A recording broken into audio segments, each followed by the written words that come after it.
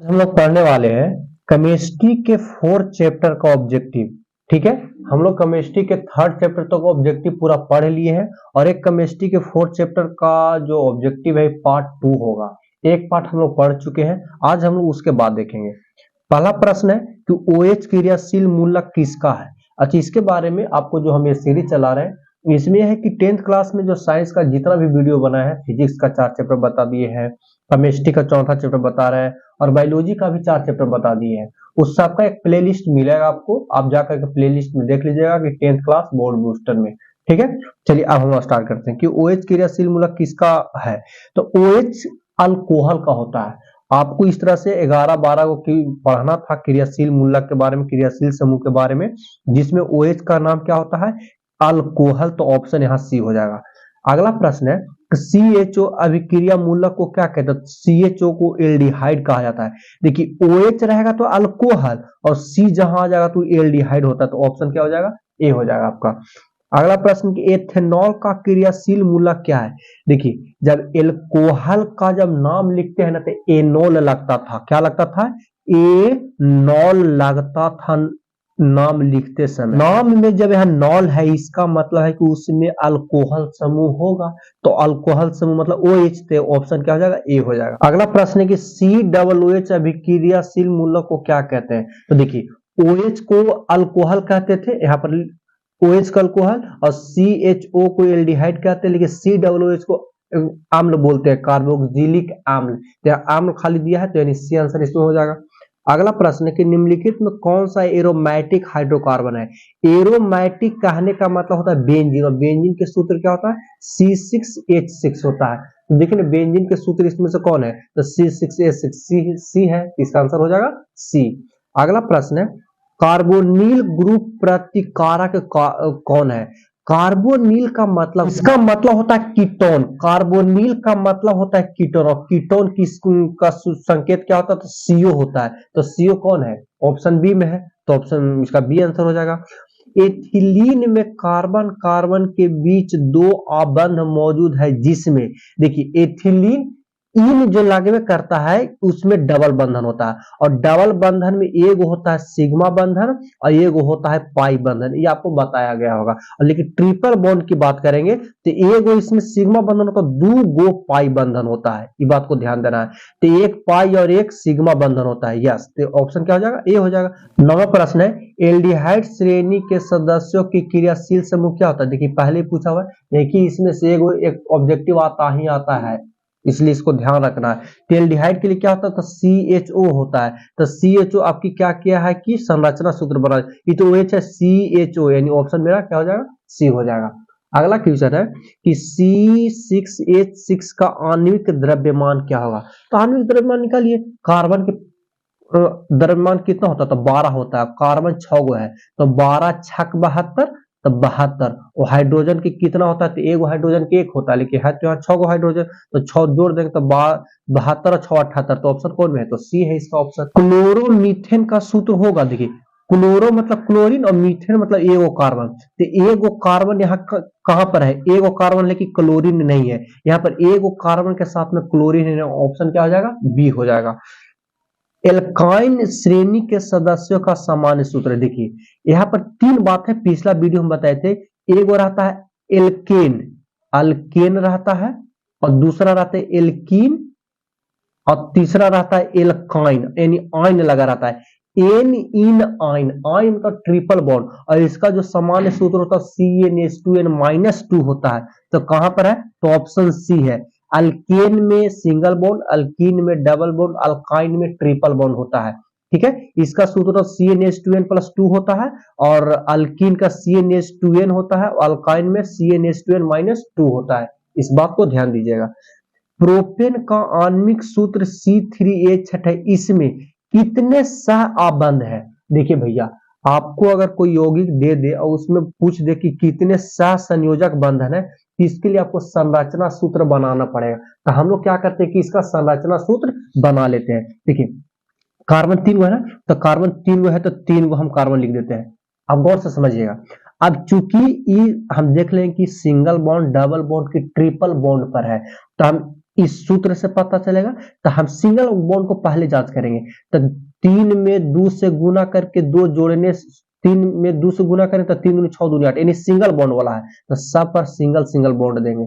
ठीक, अब 8 गो हाइड्रोजन है तो 8 गो कार्बन, कार्बन में सब जितना 4 गो हाथ होता है कार्बन के, तो कार्बन के 4 गो हाथ होता है। तो पहला कार्बन के देखिए एक गो हाथ कंप्लीट है तो 3 गो हाथ हम दे दिए, और दूसरा कार्बन में 2 गो हाथ कंप्लीट है तो 2 गो चाहिए था। तीसरा कार्बन का भी वही स्थिति है कि एक गो हाथ पहले से था तब 3 को दे दिए। ठीक, आप देखिए कि इसमें कितने बंधन मौजूद है, 1 2 3 4 5 6 7 8 9 10, 10 गो सह संयोजक बंधन है। आपको इसके लिए सामान्य सूत्र याद करना पड़ेगा और देखना पड़ेगा कि किस बंधन पर मौजूद है यौगिक। सिंगल है तो सिंगल दे देंगे सब में, और डबल रहेगा तो एक कार्बन कार्बन के डबल बंधन दे देंगे, और उसके बाद हाइड्रोजन को एडजस्ट करेंगे और काउंट कर लेंगे कि कै गो सहसंयोजक बंधन है। ठीक है जी। अगला प्रश्न है कि CHO का कार्यात्मक समूह निम्नलिखित में से कौन है। तो CHO तो एल्डिहाइड होता है, तो एल्डिहाइड कहां पर है, तो D है। आपको ऐसा दे देगा घबराने के लिए, इसलिए आपको ध्यान देना है, डायरेक्ट आप CHO याद रखिएगा, कोई दिक्कत नहीं। तो संरचना सूत्र दे दिया यार।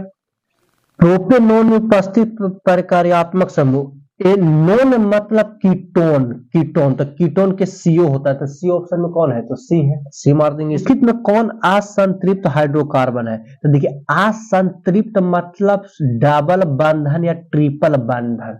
अब डबल बंधन या ट्रिपल बंधन तो हमको सूत्र से पता चलेगा। तो सिंगल बंधन में होता है CnH2n प्लस 2 होता है, सिंगल बंधन में +2 होता है, लेकिन डबल बंधन में जो होता है Cn और 2 गुना बस CnH2n। ठीक है, लेकिन ट्रिपल बंधन की बात करेंगे तो CnH2n-2 होता है।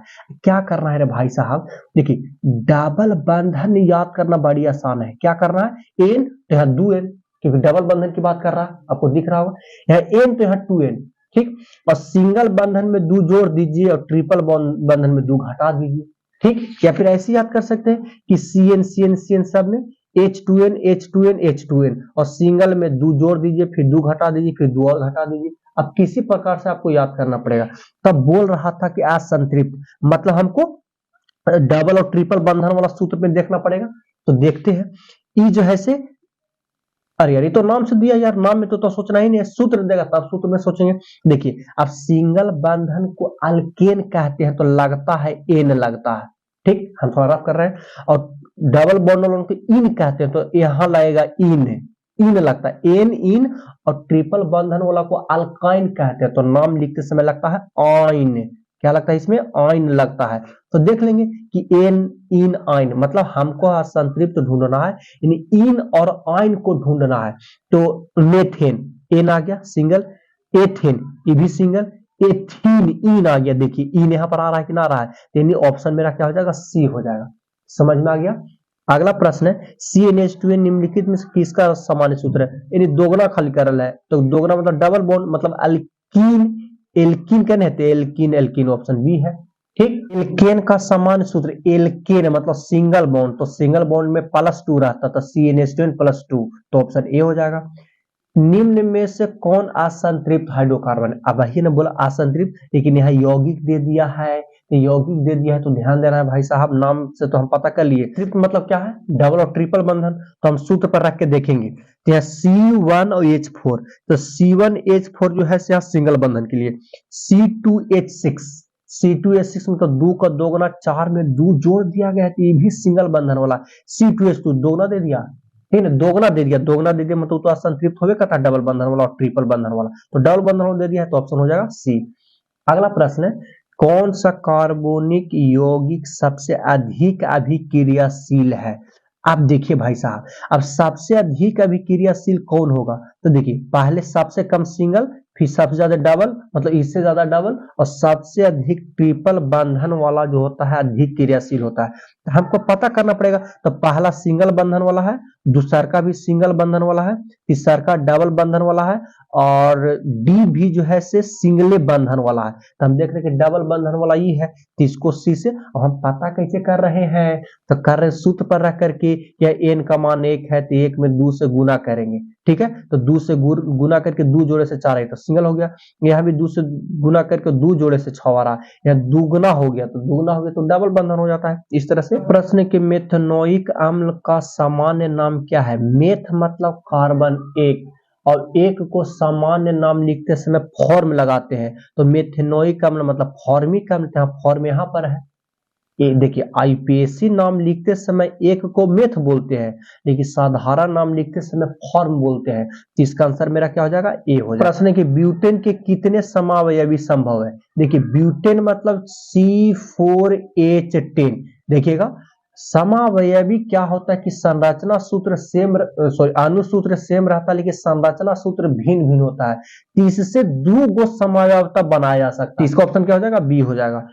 एक अणुसूत्र परंतु विभिन्न संरचना सूत्र वाले यौगिक कहलाते। देखिए वही नया कि अगर अणुसूत्र एक ही हो लेकिन संरचना सूत्र अलग अलग वाले को क्या बोलते हैं? समावयवी कहा जाता है। तो ऑप्शन क्या हो जाएगा? ए। बेंजीन का अणुसूत्र C6H6, तो ऑप्शन सी हो जाएगा। OH अभिक्रियाशील समूह वाले यौगिक का नाम क्या होता है? तो OH वाला को अल्कोहल कहा जाता है, तो कहां पर है भाई? कीटोन अल्कोहल, तो बी हो जाएगा। वहां पर प्रश्न है कि एथिल अल्कोहल का आईपीएसी नाम। देखिए एथिल अल्कोहल, एथ मतलब कार्बन 2 है, ठीक है, एथ मतलब कार्बन 2 और अल्कोहल मतलब अल्कोहल, तो इसमें क्या लगता है? अल्कोहल में लगता है एनॉल लगता है नाम लिखते समय, एनॉल। अब कै कार्बन 2 है तो 2 को एथेनॉल, एथ प्लस नॉल, तो एथेनॉल हो जाता है, एथेनॉल यहाँ पर बी ऑप्शन में है। ठीक है जी। अगला प्रश्न CHO अभिक्रियाशील समूह कहते हैं, तो भाई एल्डिहाइड कहते हैं यार, एल्डिहाइड कहने एल्डिहाइड, ईथर कार्बोनिक समूह एल्डिहाइड जो है ऑप्शन में है। ठीक है जी। अगला प्रश्न की संतृप्त हाइड्रोकार्बन श्रेणी के सदस्यों को कहा जाता है। संतृप्त हाइड्रोकार्बन को एल्काइन, केल्किन, केल्केन के एल्केनॉल, तो एल्केन बोला जाता है। संतृप्त मतलब सिंगल बॉन्ड वाला को संतृप्त, और असंतृप्त में भी 2-3 क्वेश्चन कर चुके हैं, ये डबल और ट्रिपल बंधन वाला को असंतृप्त कहा जाता है। ठीक है। एथेन का अणुसूत्र C2H6 है, एकदम ठीक है। इसमें सहसंयोग बंधनों की संख्या क्या है? तो बना लीजिए भाई साहब, बना लीजिए। यहाँ कार्बन कै गो है? तो 2 गो है। अब एथेन का दिया मतलब सिंगल बॉन्ड, एन मतलब सिंगल बॉन्ड। अब 2 कार्बन हो गया ना, कार्बन के 4 गो हाथ होता है, ई कार्बन के तो 1 गो हाथ हो गया, तो 3 गो हाथ घाट रहा है, तो 3 गो हाथ दे देंगे। अब ये 1 गो कार्बन दे दिया तो इसके 4 गो हाथ होता है, 1 गो हाथी, 1 गो हाथी, 1 गो हाथी, तो कै गो हो गया? तो 1 2 3 4 5 6 7, तो ऑप्शन में 7 हो जाएगा। ठीक है। देखिए एक चीज और है तरीका पकड़ने का, अगर इसमें सिंगल बॉन्ड वाला है, सिंगल बॉन्ड वाला, तो हाइड्रोजन जैगो रहेगा और कार्बन जैगो रहेगा, जोड़ के अब एक काम कर देंगे, आपको 7 संयोग बंधन समझ में आ जाएगा। तो 6 2 8 में से घटा देंगे तो 7 हो जाएगा। ऐसे भी इसको पकड़ सकते हैं। अगला प्रश्न है कि एथाइल में कार्बन कार्बन परमाणु के बीच कितने सहसंयोजक बंधन होता है? देखिए एथाइल मतलब ऑयल की बात कर दिया, तो कार्बन कार्बन परमाणु के बीच कितने सहसंयोजक बंधन होते हैं? देखिए एथाइल होता का है, यहां पर देख रहे होंगे कि जब एल्केन समूह रहता है, थोड़ा ध्यान से समझिए इसको, एल्केन समूह में एक हाइड्रोजन को बाहर निकाल लीजिए, तो वो जो बनता है एल्काइल बनता है। क्या बनता है? एल्काइल। अब एल्काइल में भी कौन बंधन रहेगा? एल्केन में बंधन एगो रहता है, बस एगो हाइड्रोजन को हम लोग निकाल लेते हैं, तो एल्काइल भी बचेगा, तो ओकरो में तो सिंगले बंधन रहेगा। तो बस वही कह रहा है कि एथाइल में कार्बन कार्बन परमाणु कितने सहसंयोग बंधन होते हैं? तो जब इसके बीच सिंगल बंधन रहता है, इसके बीच भी सिंगल बंधन रहता है, तो ऑप्शन कौन होगा? तो ऑप्शन हो जाएगा मेरा ए। अगला क्वेश्चन कि पेंटेन में कितने संरचनात्मक समावयवी संभव है? अब देखिए एक यानी पेंटेन से कै गो समावयवी बन सकता है, तो इससे टेन से 3 समावयवी बनते हैं। देखिए ब्यूटेन से 2 गो बनता है, तो पेंटेन से 3 गो समावयवी बनता है। ठीक। प्रश्न है कि प्रोपेनॉन का क्रियाशील मूलक, तो प्रोपेनॉन एनोन लगल है मतलब कीटोन, तो CO इसका क्रियाशील समूह हो जाएगा। एथिलीन है, पैराफिन, ओलिफिन, एल्केन, एल्काइन है, तो इसमें कौन सा हो जाएगा? तो देखिए एल्किन क्या है? तो डबल बॉन्ड है, और डबल बॉन्ड वाले को ओलिफिन भी कहा जाता है वसा से युक्त होने के कारण, इसलिए इसको ऑप्शन क्या हो जाएगा? बी हो जाएगा। डबल बंधन वाले को ओलिफिन कहा जाता है, किस वजह से? वसा से युक्त होते हैं इसके वजह से। अगला प्रश्न है कि निम्न में कौन सी गैस धातु वेल्डिंग में प्रयुक्त होती है? तो देखिए methane, ethane, ethylene, butane, acetylene. तो एसिटिलीन गैस जो होता है से गैस धातु के वेल्डिंग करने में प्रयोग होती है। इसका ऑप्शन क्या हो जाएगा? डी हो जाएगा। अगला प्रश्न चलते हैं कि मेथेन उदाहरण है। अब देखिए असंतृप्त हाइड्रोकार्बन की संतृप्त या कार्बनिक एरोमेटिक। तो मेथेन मतलब सिंगल बंधन ना। अब सिंगल बंधन को कहते क्या है? तो संतृप्त हाइड्रोकार्बन, क्योंकि असंतृप्त तो डबल और ट्रिपल बंधन वाला को कहते हैं। ये नाम से पता चल रहा ना दोस्तों कि मेथेन, एन लगल है। क्या लगल है? एन। तो एन होता है सिंगल बंधन वाले को एन कहते हैं। तो सिंगल बंधन वाले को संतृप्त कहते हैं। और अकार्बनिक किसे कहते हैं? जिसमें कार्बन नहीं मौजूद है। तो भैया मेथ मतलब एगो कार्बन होता है। और एरोमेटिक यौगिक किसे कहते हैं? जिसमें C6H6 हो, यानी बेंजीन को एरोमेटिक यौगिक कहते हैं। ठीक है जी। निम्नलिखित में से कार्बोनिल समूह का संकेत है। तो कार्बोनिल समूह कहने का मतलब कीटोन, और कीटोन का संकेत क्या होता है? CO होता है। तो CO कहाँ है? तो ऑप्शन सी है, तो सी में मार देंगे।